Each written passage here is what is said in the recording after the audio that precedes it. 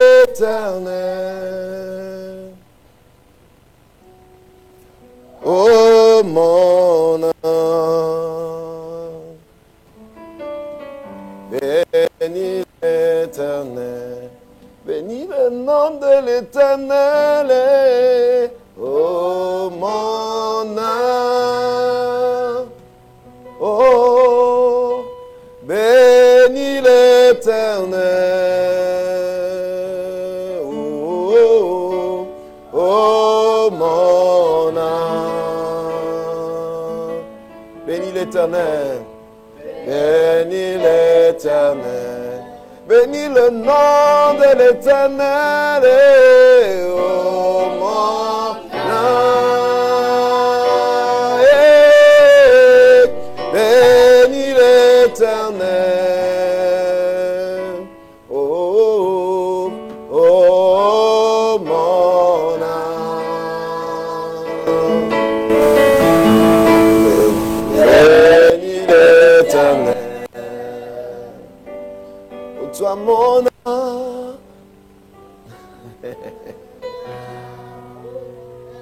pourquoi t'as battu?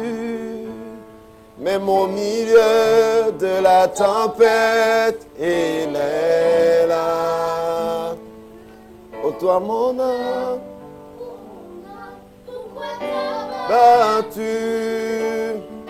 Même au milieu de la tempête, il est là. Moi je viens pour le encore. Moi je viens louer encore. Oh mon âme, bénis l'Éternel. oh, oh mon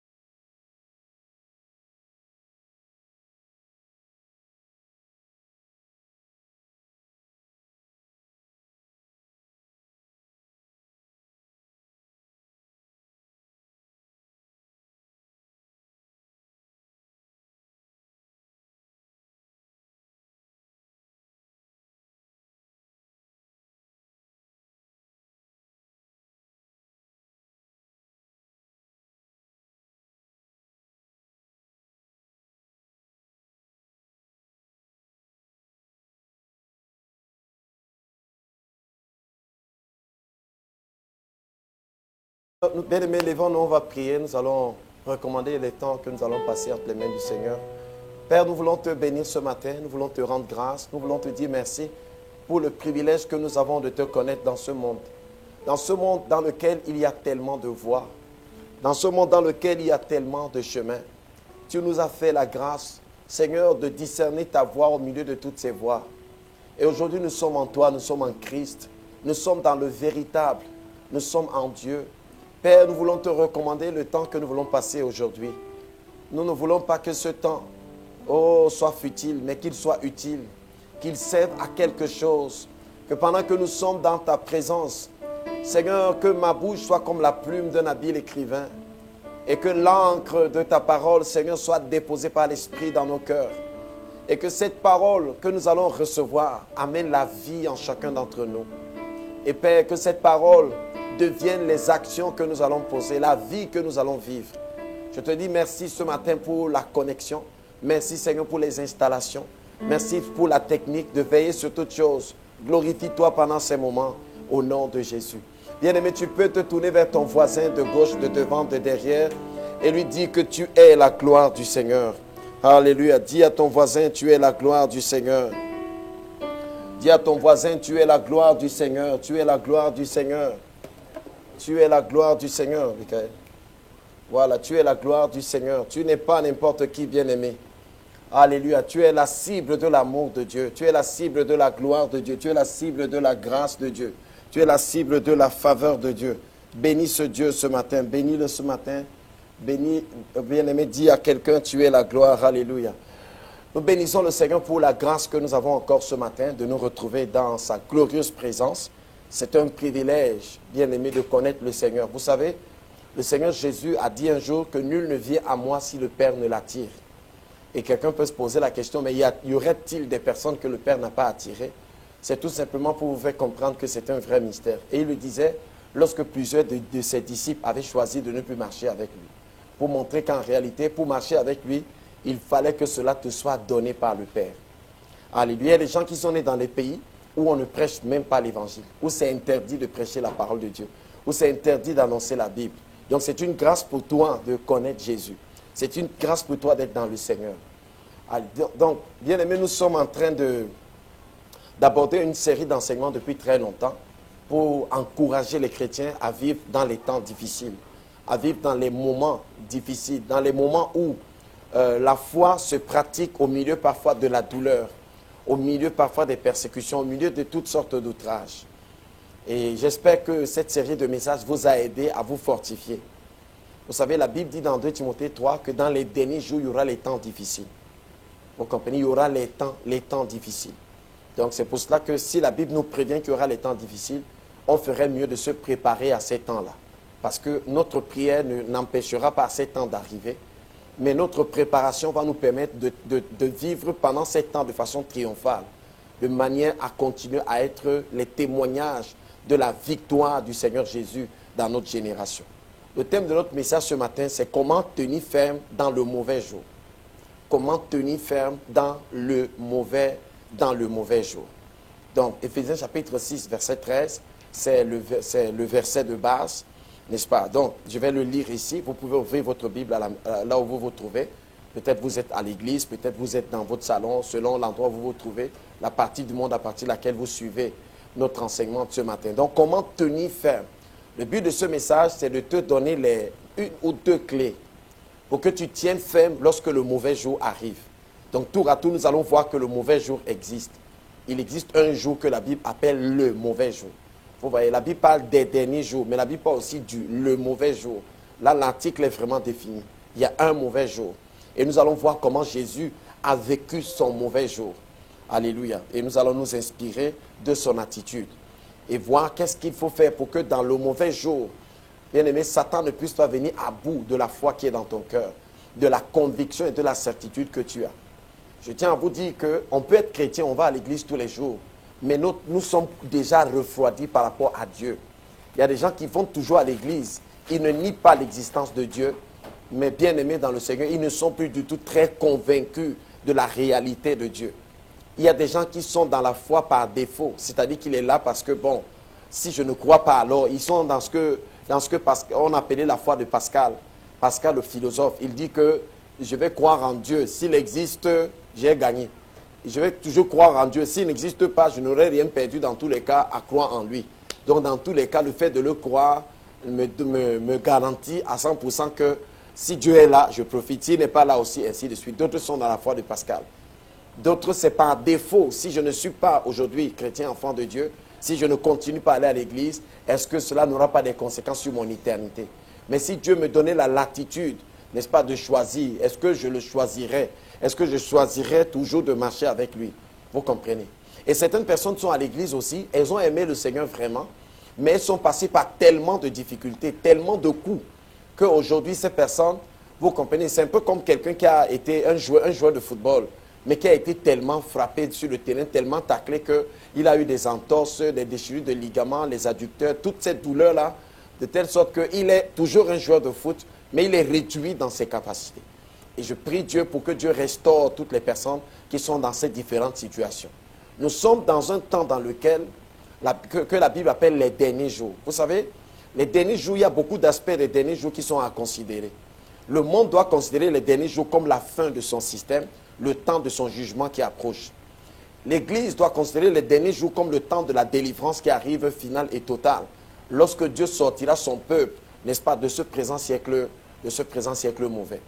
Mais avant que le Seigneur Jésus ne vienne prendre son Église, dans le livre d'Apocalypse au chapitre 12, la Bible déclare que le diable va descendre animé d'une grande colère, sachant qu'il lui reste peu de temps. Vous comprenez? Ce verset nous indique au moins quelque chose, c'est que Satan a le sens du temps. Il connaît que quand il lui reste peu de temps, il faut qu'il concentre toute sa colère et qu'il la manifeste dans un laps de temps.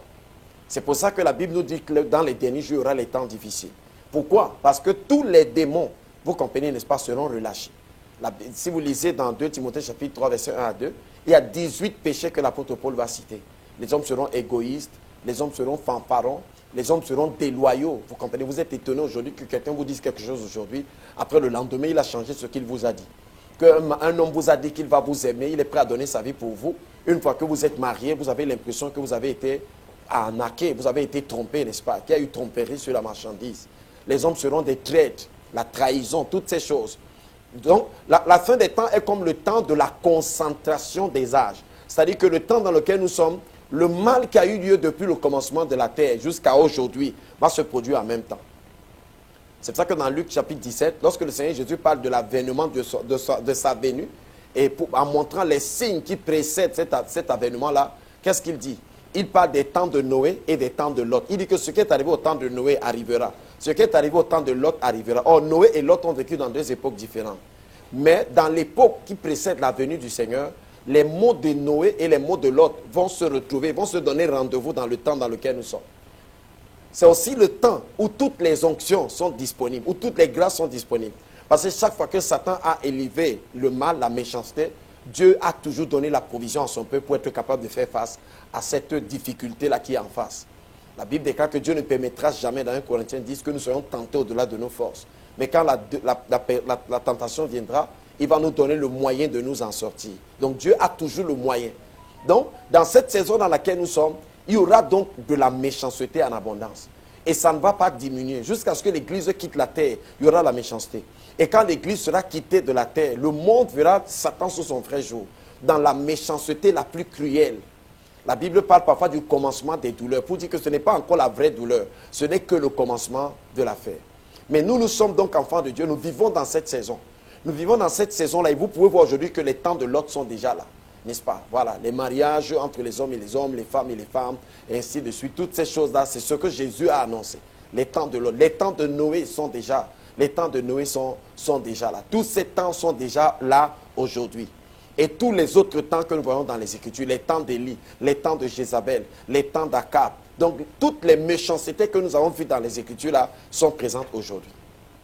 Alors qu'est-ce que ça veut dire? Ça veut dire que moi en tant que chrétien, je dois savoir qu'à n'importe quel moment donné, vous comprenez, je peux rencontrer les chefs d'orchestre qui orchestrent la méchanceté et le mal dans les scénarios divers de ma vie. Alors, Ephésiens chapitre 6, verset 13, je vais lire. Il dit, c'est pourquoi prenez toutes les armes de Dieu, afin de pouvoir résister dans le mauvais jour, et tenir ferme après avoir tout surmonté. Vous voyez, voilà le verset du jour. C'est pourquoi prenez toutes les armes de Dieu. Prenez toutes les armes de Dieu. Ne négligez pas une seule de ces armes-là. Pourquoi? Il dit ici que afin de pouvoir résister dans le mauvais jour. Afin de pouvoir résister dans le mauvais jour. Si vous devez résister, ça veut dire qu'il y a une force qui vient s'opposer à vous. Une force qui essaie de vous pousser dans une direction qui n'est pas la bonne. Une force qui essaie de vous pousser dans une trajectoire qui n'est pas bien. Et si vous lisez ce verset, vous allez voir que l'apôtre Paul ici au verset 11 surtout, il commence par dire que nous n'avons pas à lutter contre la chair et le sang. n'est-ce pas, mais contre plutôt les dominations, contre les principautés, contre les autorités, les esprits méchants dans les lieux célestes. Il dit que c'est pourquoi donc, comme nous n'avons pas à lutter contre la chair et le sang. Ça veut dire que quoi? Tout ce que nous voyons les hommes manifester autour de nous comme méchanceté, comme mauvaises actions, comme des actes qui visent à nous affecter, à nous impacter négativement, ne viennent pas de ces hommes eux-mêmes. Ce n'est pas pour dire que les hommes sont complètement exonérés de leurs responsabilités par rapport à ce qu'ils font. C'est pour dire qu'en majorité, parce que n'oubliez pas, la Bible dans Genèse 1, verset 30, la Bible déclare que lorsque Dieu a créé l'homme, n'est-ce pas, il a vu que ce qu'il avait fait était très bon. Était très bon. Vous savez, vous regardez, chaque fois que Dieu créait, il disait tout que ceci est bon.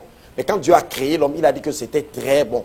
Très bon. Donc quand Dieu a créé les étoiles, la lune, le soleil, il a dit que c'était bon. Quand il a créé les arbres, il a dit que c'était bon. Quand il a créé les poissons, il a dit que c'était bon. Mais quand il a créé l'homme, il a dit que l'homme était très bon.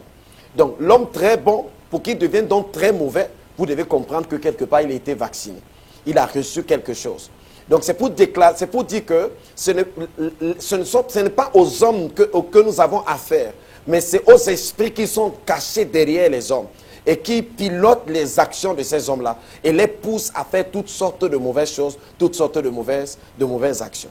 Donc, l'apôtre dit donc ici que le mauvais jour, donc il y a un jour qu'on appelle le mauvais jour. Vous allez constater que le mot mauvais jour ici est précédé d'un article défini le, pour montrer que ce n'est pas un jour, ce n'est pas un jour parmi tant d'autres qu'on a choisi comme ça. C'est le mauvais jour, c'est un jour bien précis, c'est un jour bien défini. Alors, quelqu'un peut se poser la question, mais Paul, quand tu parles du mauvais jour, tu parles de quel jour exactement? Est-ce que c'est le jour du retour de Jésus? Est-ce que c'est de quel jour? Est-ce que c'est le jour du Seigneur? De quel jour est-ce que tu es en train de parler? Et vous devez savoir que l'apôtre Paul, dans sa communication de la vérité, avait souvent l'habitude de désigner certains jours d'une certaine façon. Si vous lisez dans 2 Timothée chapitre 4, verset 8, il déclare que le Seigneur, le juste juge, me la donnera en ce jour-là. Là, le jour-là. Là, il parle du jour de sa rencontre avec Jésus. Le jour du tribunal de Christ. Lorsque le Seigneur va lui donner la couronne incorruptible, la couronne de justice. N'est-ce pas? Parce que lui, il a aimé sa venue et il a vécu toute sa vie dans la perspective de sa venue. Il déclare dans le jour-là. Mais ce n'est pas de ce jour dont il est question ici. Et le jour dont il est question ici n'est pas le jour où il rencontrera le Seigneur. Le jour dont il parle ici, c'est le jour mauvais. Il appelle ce jour le mauvais jour. Le mauvais jour. Quelqu'un peut se dire, mais je suis chrétien. Je suis dans l'année de la grâce. Je suis enfant de Dieu. Je suis né de nouveau. Jésus, dans Luc 4, verset 19, est venu publier une année de grâce. Alors comment je suis dans l'année de la grâce et on me parle du mauvais jour? Bien aimé, c'est l'apôtre Paul qui nous parle ici. Il n'y a pas un meilleur impresario ou interprète du message de la grâce de Dieu que cet homme. Il déclare ici que nous devons prendre les armes de Dieu pour tenir ferme dans le mauvais jour. Alors commencez par constater une chose. L'apôtre ne dit pas dans le texte que nous devons prendre les armes de Dieu pour remporter une victoire. Donc notre victoire en réalité ne consiste pas à remporter la victoire sur ces esprits parce que ces esprits-là ont déjà été vaincus. Notre victoire consiste tout simplement à résister, en d'autres termes, à rester campé dans notre position. Donc, ce qui montre que le mauvais jour vient dans un objectif, c'est de nous déplacer de notre position. Le mauvais jour vient pour nous enlever de l'endroit dans lequel nous avons été placés. Donc, il déclare dans Éphésiens, je vais relire le verset pour que vous puissiez bien le voir, n'est-ce pas? Nous puissions le voir ensemble. Donc, il déclare ici que quoi? Il dit, c'est pourquoi prenez toutes les armes de Dieu afin de pouvoir résister dans le mauvais jour et tenir ferme après avoir tout surmonté. Et tenir ferme, vous voyez ça? Tenir ferme veut dire rester dans une position. Ne pas se déplacer de la position dans laquelle on se trouve. Camper dans la position dans laquelle nous sommes déjà. Rester dans cette position-là. Tenir ferme dans cette position. Alléluia. Il y a donc un mauvais jour qui viendra. Mais il dit ici que quoi? Il dit ici que tenir ferme après avoir tout surmonté. Non, le mauvais jour n'est pas le jour dans lequel Satan t'attaque simplement comme ça. Il déclare ici que quoi? Il dit après avoir tout surmonté. Ce qui suppose qu'avant que le mauvais jour n'arrive, Satan a déjà fait des choses. Il a déjà engagé un certain nombre d'actions contre toi. Il a déjà fait un certain nombre d'activités qui avaient pour but de te déplacer toujours de ta position. Maintenant, le mauvais jour, c'est comme le jour où Satan décide de faire ce qu'on appellerait en langage militaire l'assaut final. Le jour où Satan mobilise maintenant ses forces, mobilise ses démons dans le but de venir à bout de cette résistance que tu lui as témoignée depuis très longtemps. Et je peux vous garantir que ce ne sont pas tous les chrétiens qui arrivent au mauvais jour. Parce qu'on dit ici que pour arriver au mauvais jour, il faut déjà avoir tout surmonté. En d'autres termes, il y a des gens qui n'ont même pas tout surmonté, que le mauvais jour n'a même pas besoin de venir. Le mauvais jour n'est donc pas le jour où Satan t'attaque simplement. Le mauvais jour n'est pas le jour où Satan commence à mettre des accusations sur toi. Et nous allons le regarder dans un instant dans la vie de notre Seigneur Jésus. Nous allons voir que le Seigneur Jésus était déjà constamment titillé par Satan. Il était constamment attaqué par Satan. Mais le mauvais jour va venir, le jour où Jésus doit aller à la croix. Vous comprenez? Le mauvais jour, son mauvais jour quand il va arriver. Et pourtant les autres jours, il recevait déjà constamment les attaques de Satan. Vous comprenez? Ces attaques se manifestaient à travers les chefs religieux, se manifestaient à travers ses compatriotes juifs qui étaient là, qui niaient complètement sa messianité, qui niaient qu'il était le Christ, et ainsi de suite. Mais le mauvais jour va venir. Et vous allez voir que quand le mauvais jour est venu, le Seigneur Jésus a eu une certaine attitude pour être capable de tenir ferme et de continuer jusqu'à ce qu'il accomplisse la mission pour laquelle il est venu. On peut être chrétien, mais on n'est plus effectif du tout. On peut être chrétien, mais on vit 10%, on vit sa foi à 10%. Parce que les autres 90%, Satan nous a déjà donné tellement de coups. Il y a des chrétiens aujourd'hui qui ne prêchent plus l'évangile. Il y a des chrétiens aujourd'hui qui se sont conformés à l'environnement dans lequel ils vivent. Ils sont vraiment des chrétiens, ils croient que Jésus-Christ est le Seigneur. Mais leur foi a été tellement polissée, tellement polissée qu'ils sont devenus très diplomates. Ils ne dérangent plus personne. Vous comprenez, n'est-ce pas? Oui. Et c'est ce qui s'est passé avec les apôtres. Vous allez le comprendre. L'apôtre Paul aussi a connu ce qu'on appelle le mauvais jour. Vous comprenez? Il l'a connu. L'apôtre Paul a vécu presque toujours même dans le mauvais jour. C'était l'ennemi. C'est comme si Satan avait donné un ordre à tous les démons de l'enfer. Que si vous trouvez Paul, massacrez-le. L'apôtre Paul a été lapidé. C'est-à-dire qu'on a pris les cailloux lancés sur lui jusqu'à ce qu'il était quasiment mort. Les disciples l'ont encerclé, ont prié pour lui et il s'est relevé. Mais vous allez voir que les autres apôtres, à un moment donné, ils ont mis de l'eau dans leur vin. Si vous lisez dans Actes chapitre 21, je vous cite souvent ce passage ici, vous allez voir qu'à un moment donné, les apôtres ne prêchaient plus l'évangile. Les apôtres maintenant s'étaient adaptés pour éviter qu'ils aient les problèmes. Donc l'intimidation de Satan avait marché contre les apôtres. C'est ça que quand vous lisez Actes 21, vous comprenez, je pense au verset 20 à 21, vous allez voir que quand Paul arrive à Jérusalem, les apôtres lui donnent le conseil de pratiquer les mêmes choses que les Juifs font pour ne pas s'attirer les ennuis. Parce que quand les gens vont venir le lendemain, on va apprendre qu'il est venu, la multitude va s'attrouper. Et si on sait que lui, il prêche vraiment tout ce qu'ils ont entendu là, que ne pratiquez plus la circoncision, que si quelqu'un en Christ, il est une nouvelle création, il n'est rien d'être circoncis ou d'être incirconcis, le plus important c'est d'être une nouvelle créature. S'ils apprennent que toutes ces choses qu'on dit sur ton compte est vrai, c'est fini pour toi, ils vont te massacrer demain. Alors posez-vous la question, les autres apôtres, eux, ils faisaient comment pour vivre là-bas? Pourquoi on ne les attaquait pas? Pourquoi les autres apôtres là, les mêmes personnes qui allaient attaquer Paul ne les attaquaient pas? Parce que les autres apôtres étaient devenus sages. Et leur présence à Jérusalem n'inquiétait plus les gens qui étaient là pour défendre les fausses doctrines, les faux enseignements. Les gens qui étaient là pour défendre les logiques de Satan. Donc c'est Paul qui était le problème. Et quand Paul est venu, c'est eux qui lui donnent le conseil que va, tu pratiques les ablutions, va, tu payes tu pourvois aux dépenses de certains hommes, rasez-vous la tête, allez dans le temple, faites semblant d'être aussi en train de pratiquer les choses que les autres pratiquent, pour que vous ne vous attiriez pas les problèmes, pour que vous n'ayez pas les problèmes.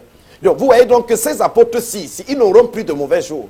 Le mauvais jour n'a plus besoin d'arriver chez eux. Pourquoi? Parce que les petites attaques de Satan seulement sont déjà venues à bout de leur petite foi qu'il y a dans leur cœur.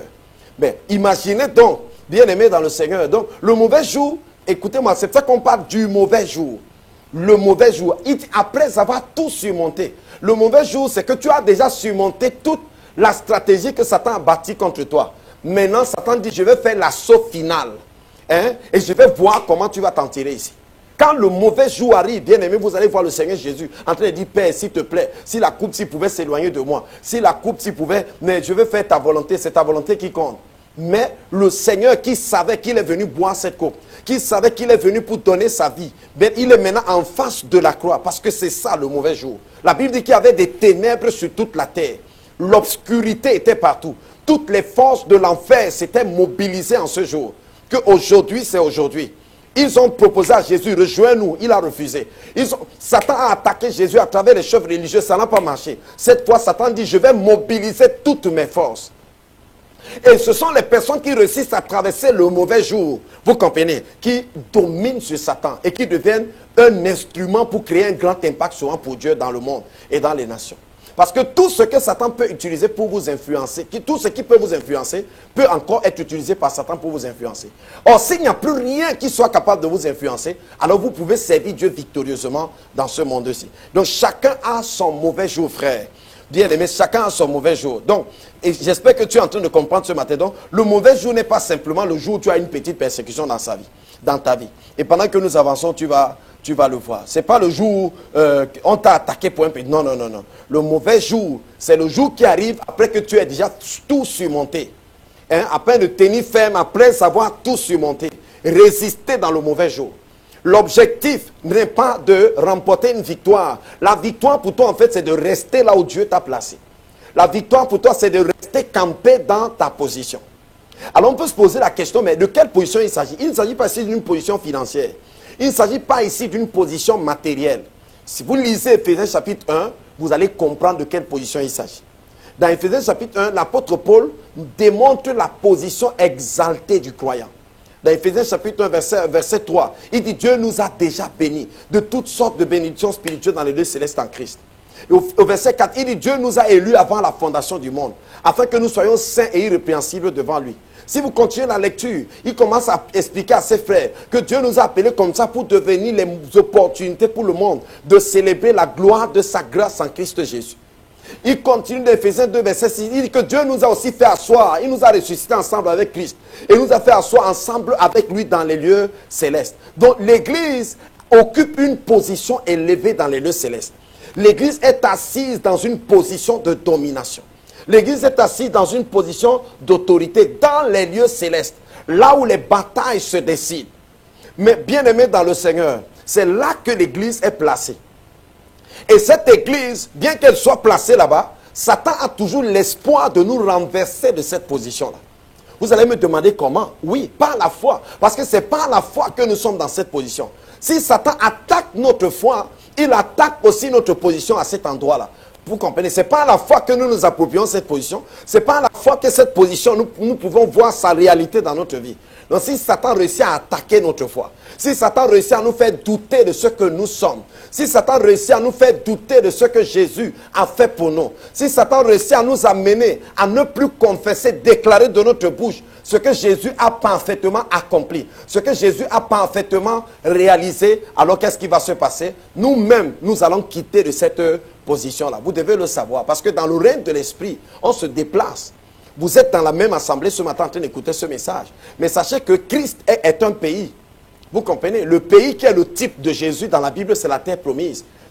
Christ, quand on dit Christ, Christ est le type, n'est-ce pas, de la terre promise. Dans la terre promise, il y a les fleuves. Dans la terre promise, il y a les tribus. Dans la terre promise, il y a des gens aujourd'hui qui vivent à Dan. Nous sommes en Christ, mais toi tu vis à Dan spirituellement. Nous sommes en Christ, mais toi tu es à Zabulon. Nous sommes en Christ, mais toi tu es même encore dans la tribu la demi-tribu de Manassé, qui est de l'autre côté. Parce qu'il y a deux tribus et demi qui ont refusé de traverser la terre, le Jourdain, pour aller conquérir le territoire.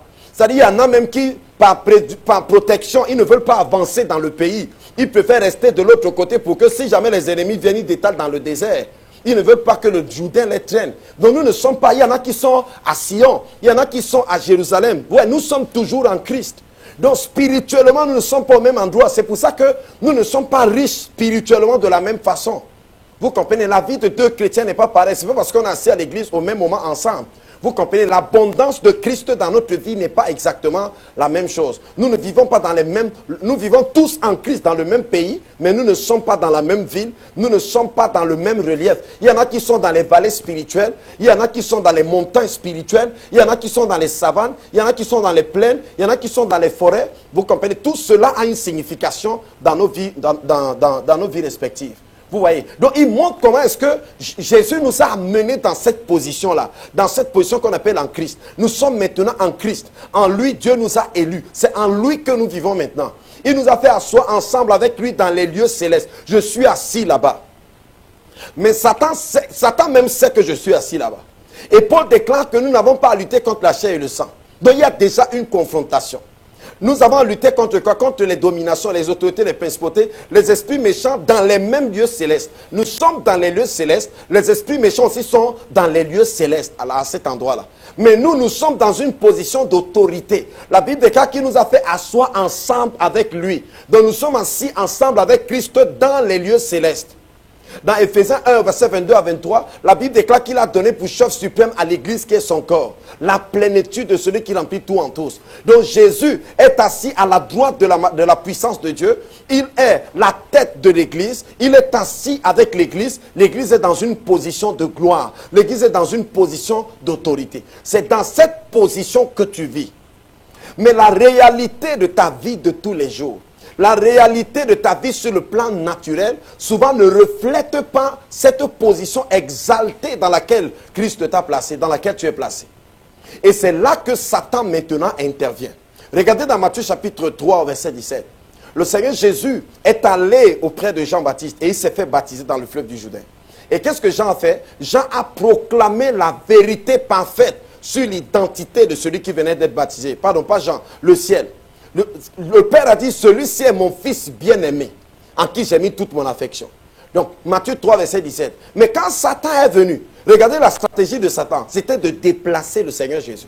Je vous montre comment on se déplace spirituellement. Pour que Satan réussisse à avoir la victoire sur vous dans un domaine, il faut qu'il vous déplace d'abord. C'est pour ça que la première chose que Satan attaque, c'est la foi des gens. C'est ta foi que Satan veut attaquer. C'est pour ça que Pierre dit dans 1 Pierre 5, je pense au verset 9, que votre adversaire rôde comme un lion rugissant, cherchant qui il dévorera. Il dit, mais résistez-lui avec une foi qui est ferme. Vous voyez, comment on résiste à Satan? C'est avec la foi. La foi vient de ce que l'on entend, Romains 10, verset 17. Ce qu'on entend vient de la parole de Christ. C'est pour dire que c'est la quantité de la parole de Christ qui est à l'intérieur de toi, qui soutiendra la foi avec laquelle tu pourras résister triomphalement à Satan. Donc Satan cherche à dévorer quoi? Il cherche à dévorer ta foi. Alors si Satan cherche à dévorer ta foi qui est bâtie sur la parole de Christ, ça veut dire que Satan doit attaquer la parole de Christ dans ta vie.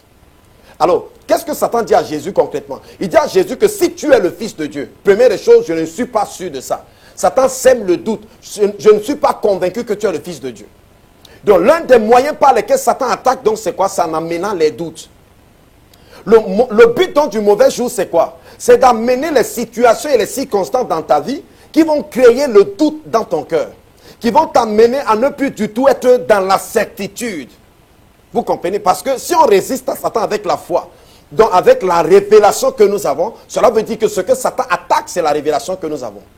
Et Satan n'attaque pas juste cette révélation par la prédication. Il attaque aussi à travers les circonstances de ta vie. Dans le cas du Seigneur Jésus, il était dans une situation où il venait de faire un jeûne de 40 jours. Le Seigneur Jésus devait donc avoir normalement faim. Parce qu'après 40 jours de jeûne, on doit être maigre. Vous comprenez, n'est-ce pas? On doit être maigre, sans manger du pain, sans boire de l'eau. Alors Satan est en train de dire à Jésus en d'autres termes que quoi? Tu ne peux pas dire que tu es le Fils de Dieu et tu es aussi gringalé que tu es. Regarde à quoi tu ressembles. Regarde comment tu es. Si Dieu a un fils, Dieu qui a le ciel et la terre, Dieu va bien prendre soin de ce fils-là. Donc bien aimé, il y a un moment donné où le mauvais jour arrive dans ta vie, où Satan crée les circonstances et les situations qui ne sont pas peut-être une conversation, mais qui ont pour finalité de poser la question sur la table. Est-ce que tu es sûr que tu es vraiment un enfant de Dieu? Si tu étais donc un enfant de Dieu, pourquoi tu n'es pas l'objet de la sollicitude divine? Pourquoi est-ce que Dieu ne semble pas préoccupé par ton sort? Pourquoi Dieu ne semble pas préoccupé par ta situation? Regarde ce par quoi tu vis. Regarde par quoi tu passes, ma soeur. Tu es à l'église depuis des années. Tu n'as pas de mariage. Tu n'as pas d'enfant. Tu as déjà 30 ans. Regarde, tu as déjà 35 ans. Qu'est-ce que tu fais? Il faut que tu essaies de te prendre en main. Il faut que tu essaies de sauver ta vie. Regarde, regarde.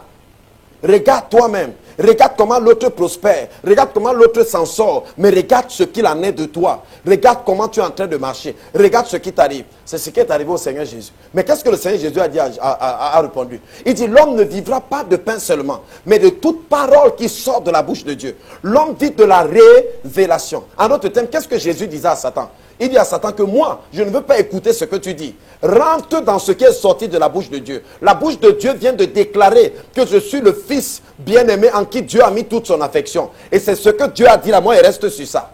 C'est toi qui es dans les si. Parce que pour toi, il faut que je change les pieds en pain pour devenir un fils de Dieu. Comme si tous les boulangers magiques vont devenir les fils de Dieu. Non, je suis le fils de Dieu parce que le ciel l'a déclaré. Mes situations et mes circonstances peuvent ne pas du tout le refléter, mais ça ne change rien du tout. Parce que la parole de Dieu peut changer ma situation, mais ma situation ne peut pas changer la parole de Dieu. Et la situation peut ne pas refléter la parole que Dieu a dite. Ça ne change pas le fait que Dieu a donné cette parole. Je reste dans ce que Dieu m'a dit. Je reste dans la parole que Dieu m'a donnée. J'espère que quelqu'un est en train de comprendre quelque chose ce matin. Donc, bien aimé, première des choses, le mauvais jour n'est pas le jour d'une persécution ordinaire. D'une petite persécution qui est venue dans ta vie. Non, le mauvais jour n'est pas le jour là. Vous comprenez, n'est-ce pas? Oui. Le mauvais jour, c'est le jour qui vient après que tu aies tout surmonté. Après que tu sois déjà passé par les niveaux d'attaque différents. Satan t'a déjà attaqué dans beaucoup de domaines. Et cela se voit clairement dans la vie de notre Seigneur Jésus. Vous voyez, n'est-ce pas? Alors, quand Jésus a commencé son ministère, devait commencer son ministère, la Bible déclare que Jésus fut conduit dans le désert pour être tenté, n'est-ce pas? Jésus a été tenté. Et dans la tentation, si vous lisez dans Luc chapitre 10, verset 10 à 13, regardez. Je vous montre maintenant ici, les mauvais jours et le mauvais jour dans la vie de Jésus. Pour que vous compreniez que Jésus a connu des mauvais jours. Ce n'est pas seulement quand il allait à la croix que Jésus a commencé à être offensé, à être attaqué à gauche et à droite. Vous comprenez? Mais le mauvais jour, vous allez voir que le mauvais jour, le Seigneur a dû prendre un temps de prière spécial parce que le mauvais jour était arrivé. Satan avait mobilisé toutes les forces de l'enfer. Alléluia. Il y a des jours où tu sens que maintenant, ce n'est pas un petit combat dans lequel je me trouve. Jésus a déjà vaincu Satan, mais Satan n'est pas résolu à me laisser tranquille. Alors, qu'est-ce que je dois faire dans ce jour? Je vais imiter Jésus. Regardez, Luc 10, verset 10 à 13. On dit, le diable conduisit encore à Jérusalem et le plaça sur le haut du temple. Et lui dit, si tu es le Fils de Dieu, jette-toi en bas. Regardez que toutes les attaques de Satan questionnent toujours les deux premières attaques. Si tu es le Fils de Dieu. Si tu es le Fils de Dieu. C'est pour déclarer quoi? C'est le doute sur l'identité de Jésus. Pourquoi? Parce que ton identité détermine ta définition. Et ta définition détermine ta relation. C'est-à-dire que c'est la façon dont tu te définis qui te permet de définir les autres et définir ton rapport avec les autres. Vous comprenez? C'est pour ça que la première tâche d'Adam dans le jardin, c'était de définir, donner les noms aux animaux. Donner les noms à tout ce qui l'entoure. Parce que le nom, c'est la définition de quelque chose. Donc, alors Satan attaque toujours l'identité. Il attaque toujours le qui tu es. Est-ce que tu sais qui tu es? Est-ce que tu sais qui tu es? Ainsi de suite. Hein? Si tu ne roules pas en belle voiture, ma frère, c'est que tu n'es même pas né de nouveau. Ta foi ne marche pas. Pourquoi? Est-ce que c'est la belle voiture maintenant qui me définit? Ou c'est Dieu qui me définit? Sans tenir compte de l'environnement dans lequel je me trouve. Là, c'est là que la question se pose. Ceux qui pensent que c'est la situation confortable dans laquelle ils vivent qui leur sert de moyen de se définir, auront tendance à avoir l'impression qu'ils ne sont non pas avec Dieu. Puisque les circonstances ne semblent pas l'indiquer. Puisque les circonstances ne semblent pas le confirmer, ne semblent pas le prouver. Mais ceux qui savent que je vis de ce que Dieu déclare, ils se tiennent à la parole de Dieu. Qu'est-ce que Dieu a dit de moi? C'est ça qui compte pour moi.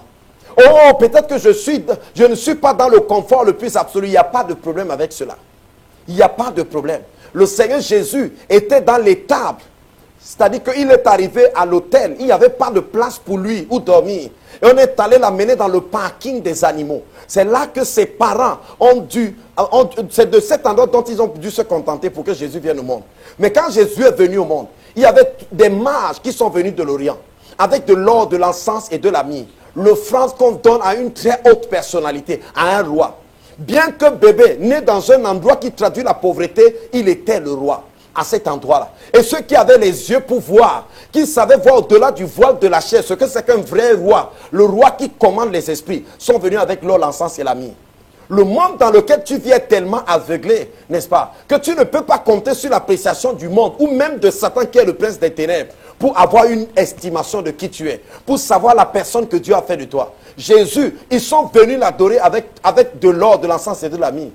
Hérode a dit à Saint Jean dans Matthieu 2, quand vous allez trouver, c'est moi le roi des Juifs, on lui a dit non, c'est pas toi qu'on est venu adorer. On cherche le vrai roi des Juifs. Il a une étoile dans le ciel. Et Hérode leur a dit, quand vous allez le trouver, venez me voir aussi pour que je l'adore. Hérode était troublé à l'intérieur de lui. Regarde mes beaux vêtements, regarde mon beau palais. Qu'est-ce qui me manque pour être le roi des Juifs? Pourquoi me disent qu'il y a un bébé qui est né quelque part et que c'est lui le vrai roi des Juifs? Bien-aimé, est-ce que tu sais qui tu es? Il faut que tu résolves ce problème de façon définitive dans ton cœur. Je sais qui je suis. Je sais ce que Dieu a fait de moi. Et rien dans ce monde ne changera la conviction que j'ai dans mon cœur. Rien dans ce monde ne modifiera ce que je sais que Dieu a fait de moi. Je ne peux pas, même quelle que soit l'argumentation de Satan, je suis ce que Dieu dit que je suis. Vous voyez ça? Le Seigneur Jésus a donc été adoré, n'est-ce pas, par ces rois mages, par ces mages qui sont venus loin de l'Orient. Ils n'étaient même pas des Juifs. Pendant que les vrais Juifs étaient en train de l'insulter tous les jours. Pendant que les vrais Juifs étaient en train d'attaquer son ministère. Pendant que les Juifs qui devaient reconnaître que voici le Messie étaient en train de mettre toutes sortes de noms sur lui. Alors bien aimé, la vie de Jésus est exactement comme ta vie. Maintenant, c'est à toi de choisir. Donc, vous voyez, le diable le plaça sur le haut du temple. Si tu es le Fils de Dieu, jette-toi ici en bas, car il est écrit, il donnera des ordres à ses anges à ton sujet, afin qu'ils te gardent. Et ils te porteront sur les mains, de peur que ton pied ne heurte contre une pierre. Jésus lui dit, tu ne tenteras pas le Seigneur ton Dieu. On dit, après l'avoir tenté de toutes ses manières, écoutez bien, le diable s'éloigna de lui jusqu'à un moment favorable. Posez-vous la question, le moment favorable, c'était lequel? Le diable s'est éloigné de Jésus jusqu'à un moment favorable. Le mot moment favorable ici, ça vient du mot grec kairos. Le kairos, le temps accompli. Comme dans Galates chapitre 4, verset 14, lorsque les temps ont été accomplis. Le mot temps là-bas, c'est le kairos. C'est le temps opportun. Le diable n'agissait pas dans n'importe quel temps. Il attendait le temps opportun. Mais ici, c'était une première séquence. Ça veut dire que Satan est venu ici pour éprouver Jésus, pour tenter Jésus dans cette première séquence. Et Jésus est sorti plus que vainqueur. Jésus est sorti d'ici avec un 20 sur 20. On dit que Satan s'est éloigné de lui en attendant un autre moment favorable. Alors pourquoi je vous montre ce texte? Je vous montre ce texte pour que vous compreniez la pensée de Paul lorsqu'il parle du mauvais jour. La Bible dit qu'il y aura les temps difficiles. Mais il y a les jours, les temps, mais il y a le temps difficile. Il y a les jours, mais il y a le mauvais jour. Le mauvais jour n'est pas juste simplement un jour où tu as une difficulté, non. Mais vous allez voir que, regardez, Satan est venu à faire tout ceci ici. Mais quand Jésus maintenant va aller à la croix, la Bible déclare qu'il y aura les ténèbres sur toute la face de la terre. Les ténèbres seront mobilisées sur toute la face de la terre.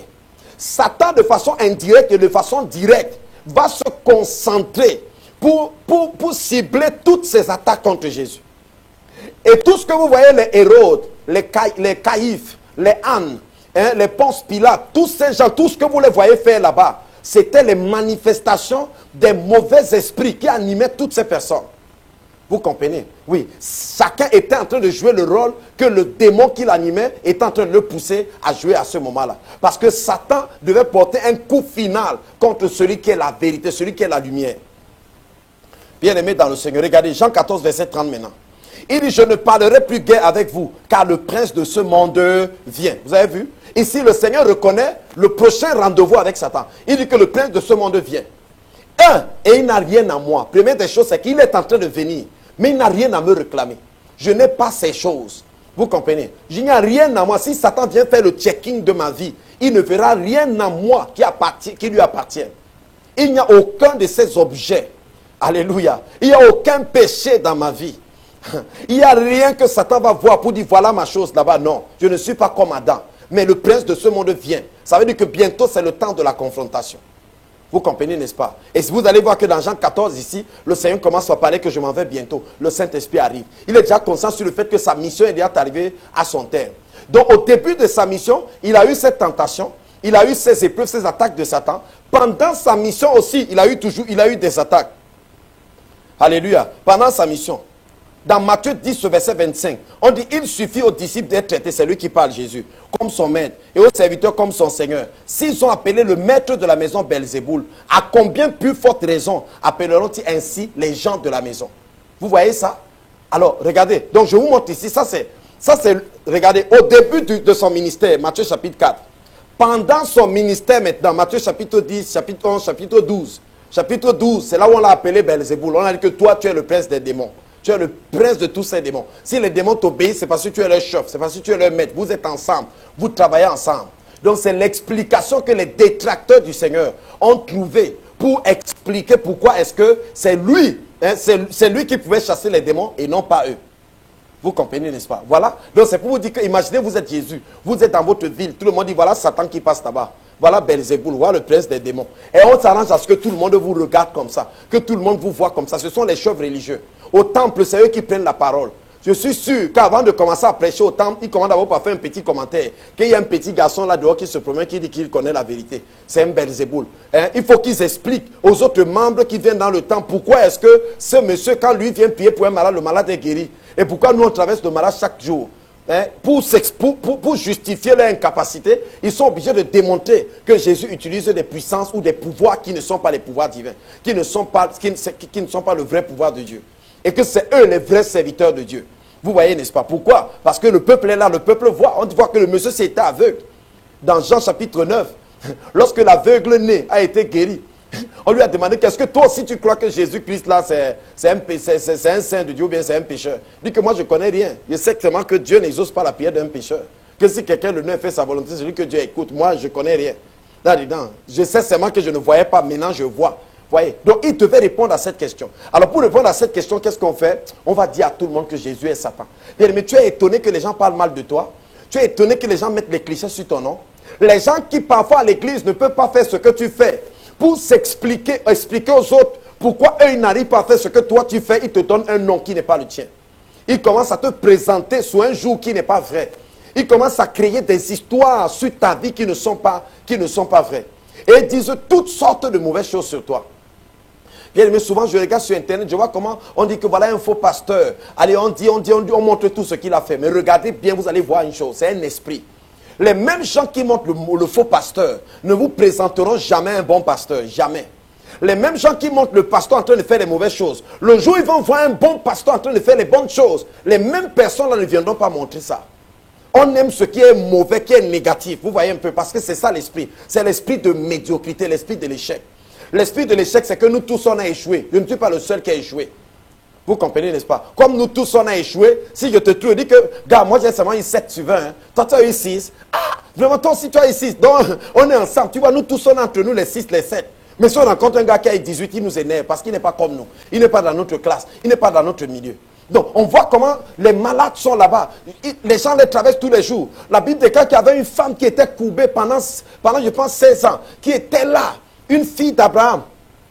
Non, c'est pas elle. Une fille d'Abraham. Et elle n'était pas guérie. Vous comprenez? Cette femme qui était malade, il fallait qu'elle soit guérie. Jésus dit que cette fille qui est une fille d'Abraham, ne fallait-il pas qu'elle soit guérie? Parce qu'aujourd'hui, c'est le Shabbat. Vous comprenez? Donc, Jésus faisait toutes ces choses. Même si vous-même, vous étiez parmi les leaders religieux, vous aviez deux choix à faire.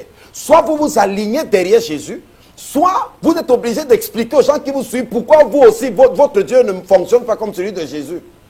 Et ces gens maintenant, pour expliquer aux gens pourquoi leur Dieu ne fonctionne pas comme celui de Jésus, ils disaient donc que c'est eux qui ont le bon Dieu et Jésus travaille avec Satan, c'est tout.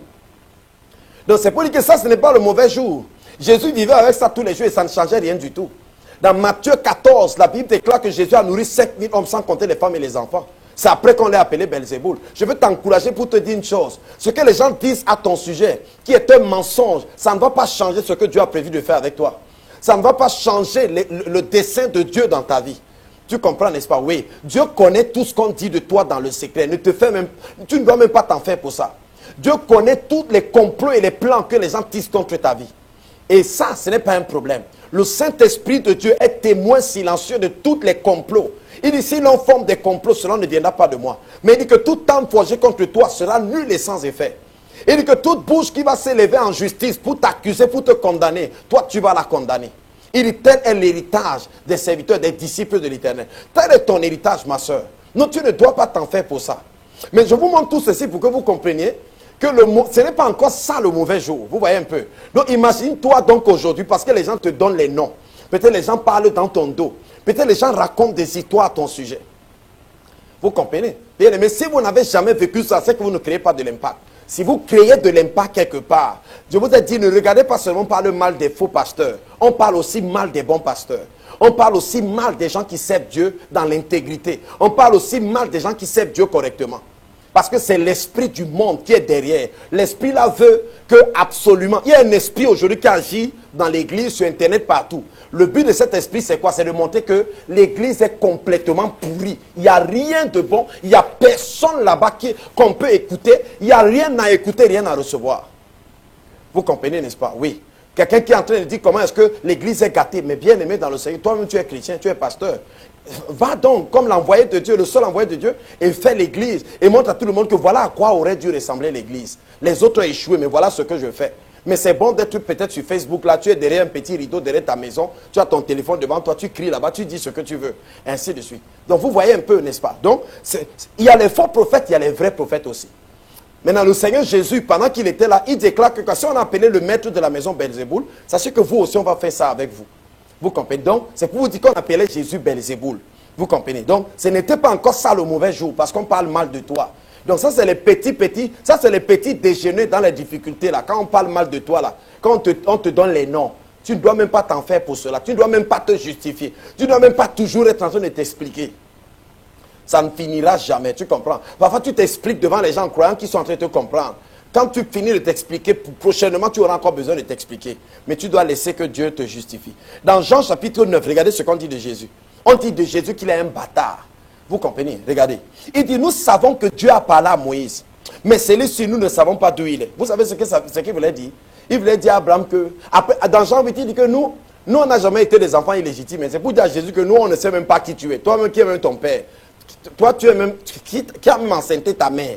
Nous, on connaît d'où nous on sort. Toi, tu sors d'où? Toi, tu sors d'où? Donc, Jésus marchait comme ça tous les jours. Des gens disaient que regardez l'enfant bâtard là. Regardez le bâtard là, ainsi de suite. C'est comme ça qu'on le regardait, bien aimé. Dans Isaïe 53, voici ce que le prophète dit. Il dit mépriser et abandonner des hommes, homme de douleur, habitué à la souffrance. Jésus était habitué à la souffrance. Alléluia. Il était habitué à la souffrance. Regardez dans toute la vie de Jésus, vous le trouvez rarement en train de se plaindre. Jésus ne se plaint jamais. Il ne se plaint ni des disciples, il ne se plaint de personne. Vous voyez ça? Mais il était constamment dans le feu. Parce que quand vous créez de l'impact, vous devenez un problème pour ceux qui veulent aussi avoir votre place.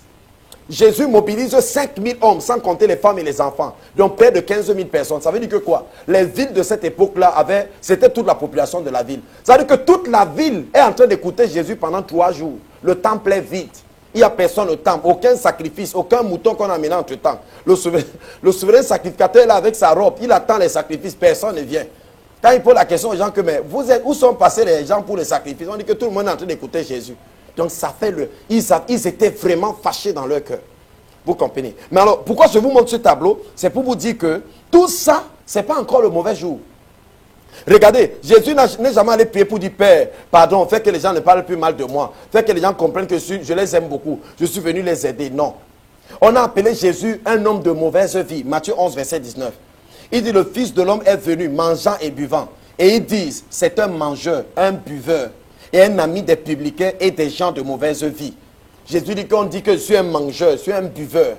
En d'autres termes, je suis un soulard, je suis un glouton. Voilà comment on me qualifie. Que je suis quelqu'un qui marche avec les gens de mauvaise vie.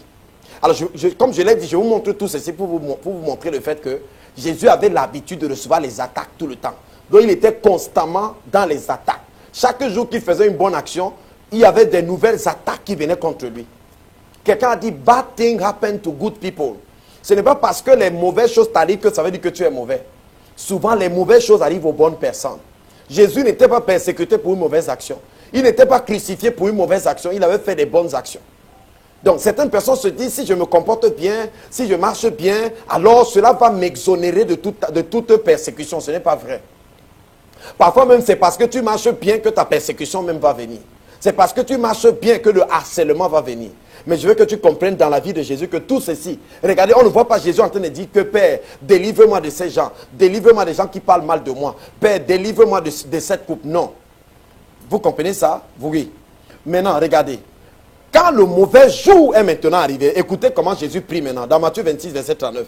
Regardez quand le mauvais jour est arrivé, le mauvais jour, le jour de la crucifixion. Matthieu 26, verset 39, regardez. On dit, puis ayant fait quelques pas en avant, il se jeta sur sa face et pria ainsi. Il dit, mon Père, s'il est possible que cette coupe s'éloigne de moi. Toutefois, non pas ce que je veux, mais ce que tu veux. Vous avez vu? Regardez. Père, non pas ce que je veux, mais ce que tu veux. Alors, bien aimé, pourquoi la prière de Jésus ici là est bizarre? Cette prière est bizarre et nous permet de comprendre que la situation ici, elle est spéciale. Vous comprenez? Ce que Jésus appelle la coupe ici là, Ce n'est plus juste les petites difficultés de tu es Belzéboul, tu es un homme de mauvaise vie, tu es un bâtard, tout ce qu'on lui envoyait comme mot, ainsi de suite. Ça, ce n'est plus ça. Ça, c'est quelque chose de consistant maintenant. Vous comprenez? Vous avez vu qu'au départ, au commencement, il avait jeûné et il a répondu à Satan. Il n'a pas dit, Père, viens me délivrer de Satan qui est ici. Ou bien, Père, interviens. Non. Ici, le Seigneur maintenant prie le Père pour que le Père vienne à son secours. Il dit ici que quoi? Regardez, Matthieu 26, verset 39. Mon Père, s'il est possible que cette coupe s'éloigne de moi. Alors cette prière est bizarre, pourquoi? Elle nous renseigne sur la nature des circonstances dans lesquelles le Seigneur était. Que la situation était quand même chargée, n'est-ce pas, de l'opposition et de la pression de Satan. Regardez Matthieu 20, verset 22. Jésus répondit, vous ne savez pas ce que vous demandez. Pouvez-vous boire la coupe que je dois boire? Vous avez vu, Jésus dit ici qu'il y a une coupe qu'il doit boire. Hein? Pas qu'il peut boire, une coupe qu'il va boire. Alors si Jésus parle de la coupe qu'il va boire, ça veut dire qu'il est conscient qu'il va boire cette coupe. Alors Jésus arrive ici maintenant, c'est le temps de boire la coupe maintenant. Avant la coupe n'était pas encore servie, maintenant elle est à table. Hein? Le vin est là, bien rempli. Jésus, il faut boire la coupe maintenant. Jésus dit que Père, pardon, si la coupe, il pouvait d'abord quitter. Si la coupe, il peut s'éloigner de moi, ainsi de suite. Ça veut dire qu'il y a quelque chose de très consistant. Et si vous lisez, là j'ai oublié de mettre ce verset dans le message. Faites Matthieu 27, vous allez lire ça. Quand Jésus a été crucifié, la Bible déclare qu'il y avait les ténèbres sur toute la terre. N'oubliez pas, il y avait dans Genèse chapitre 1, la Bible déclare qu'il y avait les ténèbres à la surface de l'abîme. Vous comprenez? Ici, les ténèbres n'étaient plus juste à la surface, à l'entrée de l'abîme. N'est-ce pas? Qui est le Sheol, qui est le Théum, qui est le séjour des morts. Ici, les ténèbres étaient à la surface de la terre. Les gens, c'est-à-dire que le soleil a disparu. L'obscurité était partout. Mais ce n'était pas une obscurité physique, mais se manifestait physiquement. C'est comme si toutes les forces de l'abîme étaient sorties. Vous comprenez? Étaient sorties. Il fallait décourager Jésus. La pression était intense. C'est seulement par le sang que l'expiation pouvait être accomplie. Et il n'y avait aucun autre sang qui pouvait le faire, si ce n'est le sang de l'agneau qui a été pourvu. Et cet agneau-là, c'est lui qui était là. Et le moment maintenant est arrivé. L'opposition allait être intense. Alors la question qu'on se pose, c'est Jésus. Mais qu'est-ce qui est le problème? Pourquoi Jésus a souffert? N'est-ce pas? Il a souffert des jugements, il a souffert de toutes ces choses. Peut-être que ce n'est pas le jugement physique. Ce ne sont pas les clous qui amènent le Seigneur à parler comme ça. C'est parce que pour la première fois, le Père sera séparé de la parole. Vous comprenez? C'est un mystère pour nous. Ça dit comprendre pourquoi Jésus dit, mon Dieu, pourquoi m'as-tu abandonné à la croix? Nous avons besoin que Dieu nous ouvre le cerveau, il mette la révélation de ça à l'intérieur pour qu'on comprenne réellement. Vous comprenez? Quelqu'un peut dire, mais Jésus a quitté, la parole a quitté le ciel et s'est incarné dans le sein de Marie et est devenu une personne sur la terre dont ils étaient déjà séparés. Non, bien aimé. Le Père n'a jamais été séparé de sa parole jusqu'au moment de la croix. Jusqu'au moment de la croix. Regardez bien. Pourquoi je vous dis tout ceci, frère? Regardez.